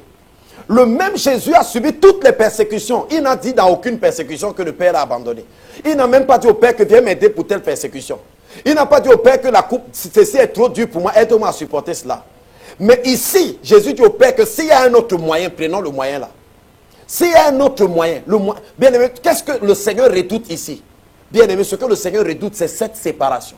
Cette discontinuité-là, le temps où il est devenu le péché, le temps où il allait accepter sur lui toute la colère qui accompagne la condamnation, le jugement sur le péché, le temps où il allait être séparé du Père, juste ce temps-là. Dans Jean 1, verset 18, Jean dit que personne n'avait jamais vu Dieu. Il dit que le Fils unique qui est dans le sein du Père. Vous voyez, Jésus était sur la terre, mais il est dans le sein du Père. Donc, il ne s'est jamais déplacé du sein du Père. Jésus n'a jamais, la parole n'a pas quitté le sein du Père. Mais ici, au moment de la crucifixion, là, le mauvais jour est venu. Alors, on comprend donc quelque chose ici que quoi? Le mauvais jour, c'est aussi le jour où vous êtes résolu maintenant à accomplir ce pourquoi Dieu vous a mis sur la terre. Satan peut vous laisser vous perdre dans toutes sortes d'objectifs qui n'ont rien à voir avec Dieu. Mais lorsque un homme se tient pour dire je vais accomplir ma destinée, je vais jouer le rôle pour lequel je suis venu. Jésus est venu donner sa vie pour la rançon de plusieurs. Et là, il était sur le point de le faire. Satan a mobilisé tous les démons de l'enfer. Satan fera aussi toutes choses. Le mauvais jour aura aussi pour finalité, bien aimé, de faire en sorte que vous viviez dans la séparation avec le Père. C'est pour ça que Paul déclare que rien ne peut nous séparer de l'amour de Dieu manifesté en Christ Jésus. Donc la séparation est l'un des objectifs que Satan poursuit. La séparation est l'un des objectifs que Satan poursuit. Alléluia. J'espère que quelqu'un comprend quelque chose ce matin. Donc bien aimé, chacun d'entre nous peut connaître le mauvais jour. Mais le mauvais jour, tu dois le comprendre, tu dois le connaître. Alors regardez Matthieu 27, verset 46. Et vers la 9e heure, Jésus se cria d'une voix forte. Mon Dieu, n'est-ce pas? Mon Dieu, pourquoi m'as-tu abandonné? Pourquoi m'as-tu abandonné? Pourquoi est-ce que tu m'as lâché dans cette situation? Jésus est en train de demander au Père pourquoi est-ce qu'il l'a abandonné. Pourquoi il ne l'assiste pas. Pourquoi il n'intervient pas dans la situation dans laquelle il se trouve. Vous comprenez? Il y avait des ténèbres partout, n'est-ce pas, sur la terre. La terre était remplie d'obscurité. Les esprits méchants. Satan avait libéré toutes les ordres de l'enfer. Les principautés, les dominations, les autorités. C'est pour ça que la Bible déclare qu'il les a livrés publiquement en spectacle, en triomphant d'elle par la croix. C'est à la croix qu'il a obtenu cette victoire. Et il a obtenu cette victoire parce que tous s'étaient mobilisés à ce moment-là. Le mauvais jour, c'est le jour où Satan mobilise toutes les ordres de l'enfer. Il déclare que ciblez-moi tel, renversez-moi telle personne. Et c'est pour ça que l'Église doit beaucoup prier pour les pasteurs. Vous devez beaucoup prier pour vos leaders. Vous devez beaucoup prier pour toutes les personnes qui portent haut l'étendard de Jésus. Vous comprenez? Il ne faut pas être comme... Dès qu'un pasteur fait bien, le jour il fait une petite erreur, on le transforme en erreur, on le met... Comme si on attendait tout ce qu'il fasse d'erreur pour se satisfaire que nous-mêmes on était convaincus que lui-même était zéro comme nous. Mais finalement on a eu ce qu'on cherchait. Non, bien aimé. L'Église ne fait pas comme ça. Vous comprenez, n'est-ce pas? Donc ici, le Seigneur est dans cette situation. Alléluia. Il dit, mon Dieu, pourquoi m'as-tu abandonné? Matthieu 27, verset 46. Vous comprenez, n'est-ce pas? Donc, regardez, Jésus a continué à vivre ça. Matthieu 27, verset 39 à 44. Regardez tout l'environnement de sa crucifixion. Vous allez voir qu'il a continué toujours la même pression. Satan a continué à le harceler. Satan a continué. Même sur la croix, Satan espérait que Jésus dise, oh, je n'aurais pas dû monter ici. Vraiment, je regrette, Père, vraiment, je ne suis plus dans cette affaire. Quand il était là-bas, regardez Matthieu 27, 39 à 44. On dit, les passants l'injuriaient et secouaient la tête. Les passants l'injuriaient. On dit, regarde-moi celui-là. Regarde-moi celui-là. Un jeune homme comme ça. Toi-même, tu te prenais d'abord pour qui? Qui t'a envoyé? Qui t'a envoyé? Tu es venu sauver le monde. Le monde, tu sauvais le monde de quoi? Le monde existe depuis des années. Après toi, il y aura encore le monde. Qu'est-ce que tu as sauvé ici? Chacun lui disait sa part. On dit que toi qui as détruit le temple, sauve-toi toi-même. Même les brigands insultaient le Seigneur. Tout le monde l'insultait. Bien, mais quelle pression tu as déjà subie dans ta vie? Alléluia. Quelle pression tu as déjà subie dans ta vie? Et Jésus est dans cette situation. Tous les apôtres l'ont abandonné. As-tu déjà connu ce jour où toutes les personnes sur qui tu comptais ont décidé de te tourner le dos? Les personnes qui t'avaient juré que quoi qu'il arrive, on sera là avec toi. On se tiendra avec toi. On se tiendra, tu peux compter sur nous. Nous sommes convaincus de ce que Dieu a fait de toi. Nous sommes convaincus de qui tu es. Nous serons là avec toi. Nous ferons, tu pourras t'appuyer sur nous. Bien-aimés, les apôtres ont abandonné Jésus. Ils ont abandonné Jésus. C'est ça le mauvais jour, n'est-ce pas? Tu as l'impression que toute la terre est en train de se remuer contre toi. Que tu es seul contre tous.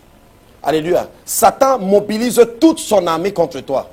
Tu as l'impression que tu as fait du mal. Tu ne sais pas quoi tu as fait. Il y a la demande, tu te demandes, where am I, did I went wrong? Où est-ce que je me suis trompé? Où est-ce que j'ai mal fait? Oui, le mauvais jour, ça existe. Le mauvais jour, ça existe. Vous comprenez, n'est-ce pas? Alors, qu'est-ce qu'il faut faire? Parce qu'il faut que je vous donne quand même la solution. Je sais que vous comprenez déjà le principe du mauvais jour. Donc, je peux même arrêter sur cette partie du développement maintenant. Donc, terminons donc le message. Qu'est-ce que je dois faire maintenant quand je sens que je suis dans le mauvais jour? Je veux dire que dans le mauvais jour, la mobilisation est générale. Vous êtes une femme, vous vous rendez compte que votre mari ne vous écoute plus. Vous dites, quand vous dites une chose, il comprend le contraire. Vous dites une chose, lui ne comprend que le contraire. Les enfants ne vous écoutent plus. Vous allez au travail. C'est comme s'il y a une coordination autour de vous qui a pour but de vous oppresser, de vous pousser, n'est-ce pas? Et de vous amener à commencer à douter de l'amour de Dieu, à douter de votre position en Christ, à douter de ce que Dieu a fait de vous. Alléluia. À douter même de Dieu à la fin, n'est-ce pas? Alors regardez, dans Matthieu 26, verset 31 à 39. Quand Jésus devait expérimenter le mauvais jour, il ne devait pas l'expérimenter seul. Parce que Jésus était déjà associé à 12 personnes, sans compter les femmes qui l'accompagnaient. Ce qui suppose donc que son mauvais jour allait aussi être un peu leur mauvais jour. Vous comprenez? Alors, maintenant, comment eux, ils sont faits pour se préparer à ce jour-là? Regardez. Dans Matthieu 26, verset 31 à 35. Alors Jésus leur dit, je serai pour vous tous cette nuit une occasion de chute. Car il est écrit, je frapperai le berger et les brebis du troupeau seront dispersées. Mais après que je serai ressuscité, je vous précéderai en Galilée. Pierre, prenant la parole, lui dit, quand tu serais pour tous une occasion de chute, tu ne le seras jamais pour moi. Bien aimé, je suis sûr que chacun d'entre nous a déjà eu quelqu'un dans sa vie qui lui a dit que si tout le monde te lâche, tu pourras compter sur moi. Si tout le monde te quitte, moi je serai là. Si tout le monde te trahit, moi je ne te trahirai pas. Aujourd'hui, les trahisons dans le corps de Christ, les trahisons dans l'église du Seigneur. Alléluia. Et bien aimé, les gens ne se contentent pas juste de te quitter. Quand quelqu'un te quitte, il faut qu'il te montre maintenant, là où il est allé à d'autres personnes, que tu es le diable qu'on n'a pas encore découvert. Le diable que les autres n'ont pas encore expérimenté. C'est même pire encore que le fait que la personne n'ait pas tenu sa parole pour quitter. Vous comprenez? Donc c'est ce qui se passe. Alors ici, nous ne sommes pas les premiers. Regardez ce que Jésus dit ici. Il dit, quand tu seras pour tous une occasion de chute, tu ne seras jamais pour moi. Jésus lui dit, je te le dis en vérité, cette nuit même, avant que le coq chante, tu me régneras 3 fois.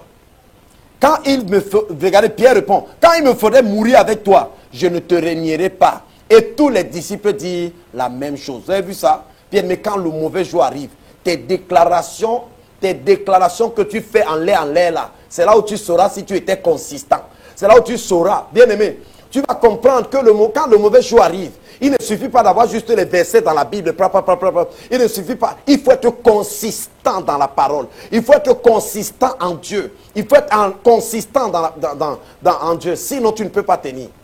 Alors, posons-nous la question. Est-ce que Pierre n'était pas sincère? Pierre était sincère. Est-ce que Pierre n'aimait pas Jésus? Pierre aimait Jésus. C'est lui qui a dit à Jésus dans Jean 6, à qui d'autre irions-nous? Tu as les paroles de la vie éternelle. C'est ce même Pierre. Ce même Pierre qui dit à Jésus ici, tout le monde peut t'abandonner. Je ne peux pas te quitter. Tous les autres peuvent partir sauf moi. Mais vous connaissez tous l'histoire. Lorsque Pierre a eu l'opportunité maintenant de dire qu'il connaît Jésus, il était le premier à dire qu'il ne connaît pas Jésus. Il n'a jamais été avec Jésus. Dans Matthieu 26, verset 72 à 115, on dit, il n'y a de nouveau avec serment. Pierre dit, je ne connais pas Jésus, je jure. Hein? Dans certains endroits, on prend la terre, pour dire, me voici. Je ne connais pas cet homme.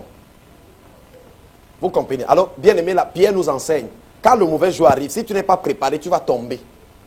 Confesse tous les versets de la Bible que tu veux. Vous comprenez? Ce n'est pas juste une question d'avoir une bonne idée. C'est une question d'être consistant. D'être consistant. C'est bon de dire que tu es fort physiquement jusqu'à ce que quelqu'un qui est fort te soulève avec un bras. Tu te rends compte qu'il ne suffit pas de le dire. Il faut aller t'entraîner à la salle de musculation pour que tu sois aussi musclé que lui et pour tenir ferme. Alléluia. Donc, sur le plan spirituel, c'est la même chose. Pierre avait la bonne volonté. Jésus dit que l'esprit est bien disposé, mais la chair est faible. Mais il n'était pas capable. Il n'avait pas la consistance. Les anglophones parlent de stamina. Il n'avait pas la consistance spirituelle qui était capable de le back up. C'est-à-dire que de soutenir sa confession, de soutenir sa déclaration. Bien aimé, les temps qui arrivent dans le monde seront comme ça. On verra des gens qui ont proclamé « J'aime Jésus » en train de dire « Je ne connais plus Jésus ». Vous comprenez? On se demande, mais qu'est-ce qui s'est passé dans la vie du frère? Bien aimé, il n'était pas juste une question de déclaration. Est-ce que tu as la vérité qui correspond à la déclaration que tu déclares? Est-ce que tu as la substance de ce que tu dis? Parce que bien aimé, il y a la parole de vérité, mais il y a l'esprit de vérité. Chaque parole a son esprit. Il faut avoir l'esprit et la vie de la parole. Dans Jean 6, 63, Jésus dit que les paroles que je dis, c'est l'esprit et c'est la vie en même temps. C'est bon d'avoir, bien aimé, si les gens n'ont pas la vie de l'obéissance, ils peuvent avoir la doctrine de l'obéissance. Ils n'accompliront jamais l'obéissance. Si les gens n'ont pas la vie de l'amour, on peut leur prêcher l'amour en grec, en hébreu, en araméen. Ils vont pratiquer la haine alors qu'ils ont la doctrine et l'enseignement. Vous comprenez? Alors quelqu'un peut me demander que comment ça vient la vie de la parole. Jean 5, verset 39. Jésus dit aux Juifs quoi? Il dit, vous sondez les Écritures, parce que vous croyez avoir en elles la vie. Il dit que mais les Écritures elles-mêmes rendent témoignage de moi, et vous ne voulez pas venir à moi. C'est un contact vivant, avec la parole vivante, qui nous transfère la vie de la parole que nous connaissons. Un contact vivant. Et ce contact se fait comment? Ça se fait par ta communion dans la prière. par ta communion personnelle dans la prière. Quand Pierre a dit à Jésus, si tout le monde te trahit, tu peux compter sur moi. Alors qu'est-ce que le Seigneur a fait? Le Seigneur a pris Pierre et l'a amené à la prière. Vous comprenez? Et qu'est-ce qu'il lui a dit pendant la prière? Il dit, veillez et priez, afin que vous ne tombiez pas dans la tentation. Vous avez vu ça? Donc Jésus a dit à Pierre, je vais t'aider à accomplir ce que tu veux accomplir. Donc je vais t'amener faire ce qu'il faut faire pour que ce que tu souhaites faire arrive exactement tel que tu le souhaites. Matthieu 26, verset 41. Il dit, veillez et priez, afin que vous ne tombiez pas dans la tentation. L'esprit est bien disposé, mais la chair est faible. Vous avez vu ça? Pierre, l'apôtre Pierre, il était sincère, mais la sincérité seule ne suffisait pas. Mais il n'était pas consistant. Quand les démons là sont venus, hey, tu connais Pierre? Tu connais Jésus? Il dit, non, je ne connais pas Jésus. 3 fois, il dit, je ne connais pas Jésus. Je ne connais pas. Il s'est mis à faire des imprécations. Les imprécations, c'est comme si je connais cet homme, qu'un malheur m'arrive. Si je connais cet homme, le moment que je sois maudit. Il s'est mis à dire des choses sur lui-même. Il dit, je ne connais pas Jésus. Comment quelqu'un qui a dit, je connaissais Jésus, dit maintenant, je ne connais pas Jésus. Jésus a dit, veillez et priez. Veillez et priez. Bien-aimés, si nous voulons tenir ferme dans cette génération, nous devons être une église qui veille et qui prie. Une église qui veille et qui prie. Vous comprenez? Jésus était capable de contenir les forces diaboliques tout le temps. Parce que Jésus était continuellement dans la veille et dans la prière. La prière vous permet de vous ressourcer spirituellement. Pour avoir la consistance, la vie de la parole que vous proclamez avec la bouche. Pour être capable de tenir ferme maintenant dans le mauvais jour. C'est pour ça que regardez le conseil de l'apôtre. Éphésiens chapitre 6, verset 10. Hein? Il dit au reste, il dit fortifiez-vous. Fortifiez-vous par sa force toute puissante. Vous voyez ça? Fortifiez-vous par sa force toute puissante. Éphésiens 6, verset 10. C'est pour dire que pour que je tienne ferme, il faut que je puisse puiser la force toute puissante qui est en Dieu. Pour que je tienne ferme. Fortifiez-vous dans le Seigneur et par sa force toute puissante. L'église qui est capable de tenir ferme dans le mauvais jour est l'église qui connaît s'approvisionner de la force du Seigneur. Alléluia. Et ceci se produit par la communion constante de l'église. Ceci se produit par cet attachement continu de l'église avec le Seigneur. Pendant que je prie, bien-aimé, il y a un transfert de vie. Il y a un transfert de vie. Il y a un échange de vie entre l'Esprit de Dieu et mon esprit. Et je suis tellement saturé de sa vie. Alléluia. Je suis tellement saturé de sa vie qu'une autre vie ne peut pas m'être imposée. Mais si je n'ai que la doctrine ou la théologie, si je n'ai que la déclaration ou la confession, lorsque on va questionner ma théologie, comme il n'y a pas la consistance à moi, je vais me renier moi-même. Mes actes vont trahir mes paroles. Pierre a posé des actes qui étaient contraires à ses propres paroles. Quand le mauvais jour arrive, bien aimé, ta confession peut changer. Toi qui disais que tu aimes Jésus, tu peux commencer à dire que tu n'aimes plus Jésus. Parce que tu n'étais pas prêt, tu n'étais pas préparé. C'est pour ça que l'église doit prendre le temps dans la prière. Doit prendre le temps dans la prière. Nous devons être des hommes et des femmes. Quand on dit qu'il y a une réunion de prière à l'église, tu ne restes pas à la maison. Tu vas à la prière avec les frères.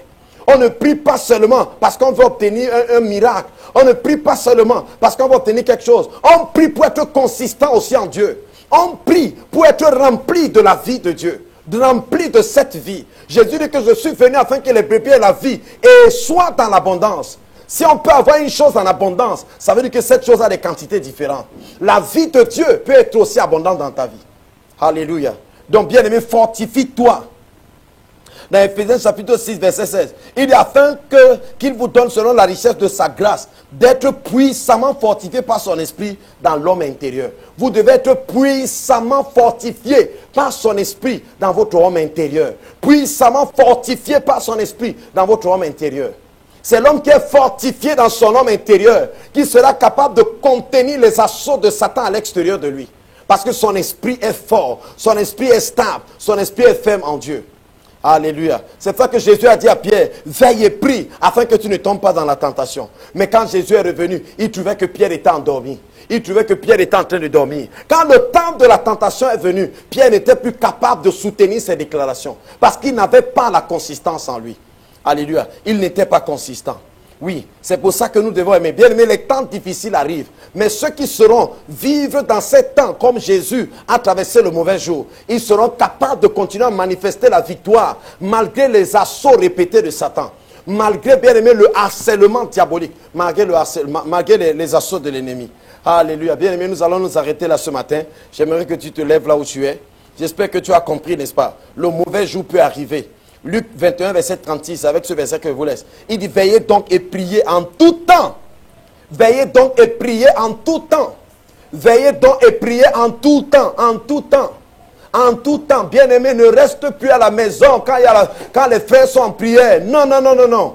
Va à la prière. Va à la prière, deviens passionné de la prière. Quand on prie, c'est comme si on emmagasine, bien-aimé, de l'argent dans la banque, une banque. Remplis ta banque dans la prière. Remplis cette banque, remplis ton compte.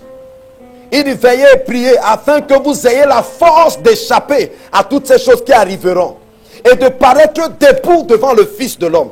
Veillez et priez afin que vous ayez la force. Veillez et priez en tout temps. Veillez et priez en tout temps. Veillez et priez en tout temps. Veillez et priez en tout temps. Veillez et priez en tout temps. Mon frère, tu crois qu'un chrétien doit vivre dans la chasteté, ça c'est vrai. Une vie de pureté, ça c'est vrai. Mais crois-moi, si tu n'as pas la force d'échapper, lorsque la femme de Potiphar viendra, oh, tu n'auras pas la force de lui dire non. Tu n'auras pas la capacité de résister. Tu n'auras pas la capacité. Lorsque Satan va dire, donne-moi, je te donnerai, tu n'auras pas la capacité. Alléluia. Oui, bien-aimé dans le Seigneur, marche sur deux pieds. C'est bon d'avoir la révélation de la parole. Mais c'est bon, bien-aimé, d'avoir l'esprit qui correspond à la révélation que tu as. C'est bon d'avoir l'abondance de la vie de cette révélation. Alléluia. Lève-toi, lève-toi, lève-toi, bien-aimé. Lève-toi, lève-toi ce matin.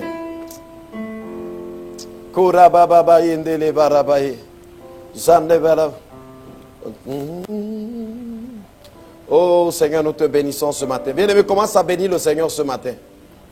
Commence à bénir le Seigneur ce matin pour sa parole. Pour sa parole, bien-aimé. Dieu ne parle pas en vain ou par hasard. Cette parole est venue parce qu'il y a quelqu'un qui avait besoin de l'entendre. Parce qu'il y avait quelqu'un qui avait besoin de l'entendre. C'est pour cela que cette parole est sortie ce matin. Élève ta voix, élève ta voix, élève ta voix, élève ta voix.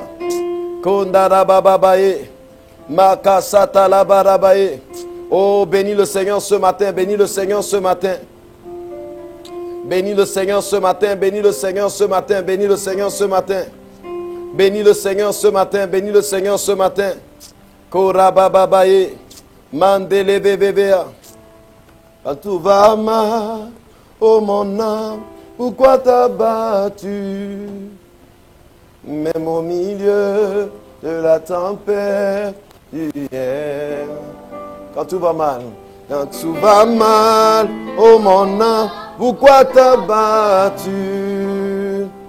Même au milieu de la tempête, il est là. Quand tout va mal, quand tout va mal, oh mon âme, pourquoi t'as battu? Même au milieu de la tempête, il est. Moi je vais louer son. Moi je vais louer encore. Alléluia.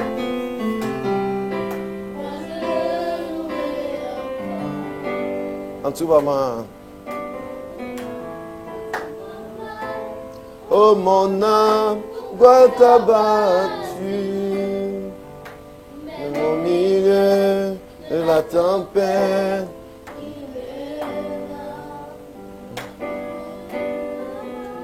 Bien-aimé, parle au Seigneur ce matin. Seigneur, nous voulons te bénir, nous voulons te rendre grâce. Nous voulons te célébrer, Père. Parce que tu nous as équipés pour les temps comme ceux-ci. Pour les temps comme ceux-ci, tu nous as équipés. Oh mon âme, bénis l'Éternel. Oh mon âme, bénis l'Éternel. Oh mon âme, bénis l'Éternel. Bien-aimé, bénis le Seigneur ce matin, bénis-le ce matin. Tu es plus que vainqueur par celui qui t'a aimé. Alléluia. Seigneur, nous te bénissons ce matin, nous t'élevons, nous t'encensons, nous te célébrons. Nous te magnifions, nous t'exaltons. Nous t'exaltons, nous t'exaltons. Oh. Bénis le Seigneur ce matin, bénis-le, bénis-le, bénis-le.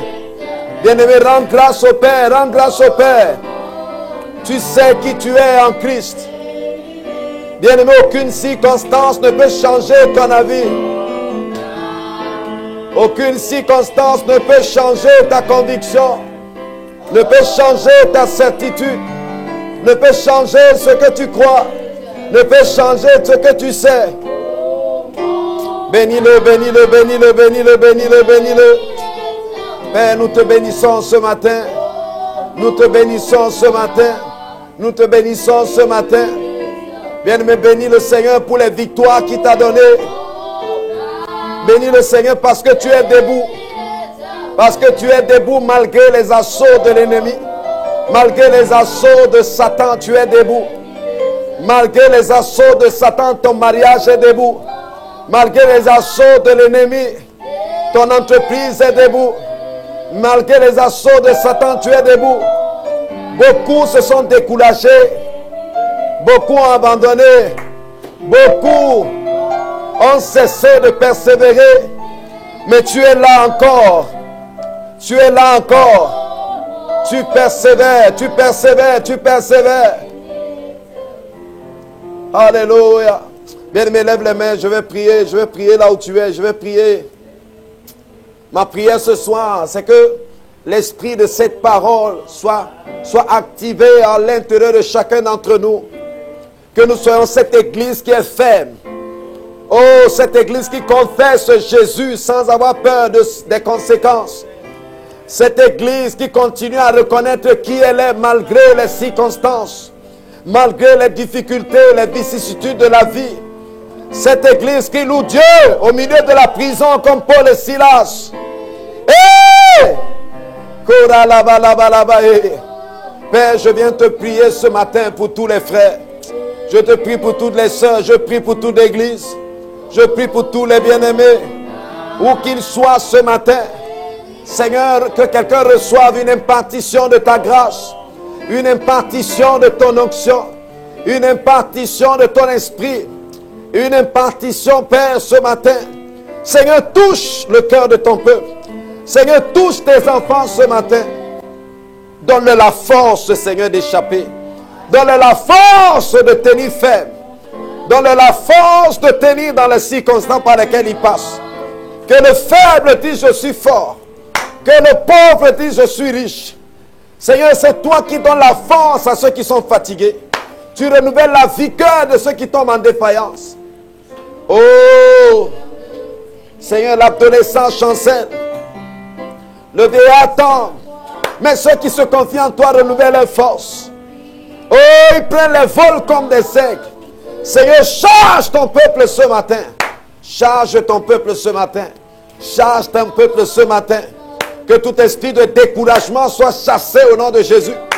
Tout esprit de découragement est chassé au nom de Jésus. Tout esprit de maladie est chassé au nom de Jésus. Est chassé au nom de Jésus. Tout esprit de doute est chassé au nom de Jésus. Tout esprit d'incrédulité est chassé au nom de Jésus. Saint-Esprit de Dieu, allume le feu, allume le feu, allume le feu. Allume le feu, restaure le zèle. Restaure le zèle, Père. Restaure le zèle, Père. Restaure le zèle, Père. Restaure le zèle, Père. Restaure le zèle. Restaure le zèle. Restaure le feu. Restaure la flamme. Au nom de Jésus. Père, je me lève au nom de Jésus. Contre toute puissance satanique. Contre toute force diabolique. Contre toute mobilisation satanique. Père, contre ton peuple. Je les chasse au nom de Jésus. Je les chasse au nom de Jésus. Je les chasse au nom de Jésus. Père, lève-toi maintenant. Et que nos ennemis soient dispersés. Et que nos ennemis soient dispersés. Tu as dit dans Isaïe 59 au verset 19. Quand l'ennemi viendra comme un fleuve, l'esprit de l'Éternel le mettra en déroute. L'esprit de l'Éternel le mettra en fuite. Seigneur, que ton esprit mette l'ennemi en déroute. Que ton esprit mette l'ennemi en déroute. Que ton esprit mette l'ennemi dans la fuite.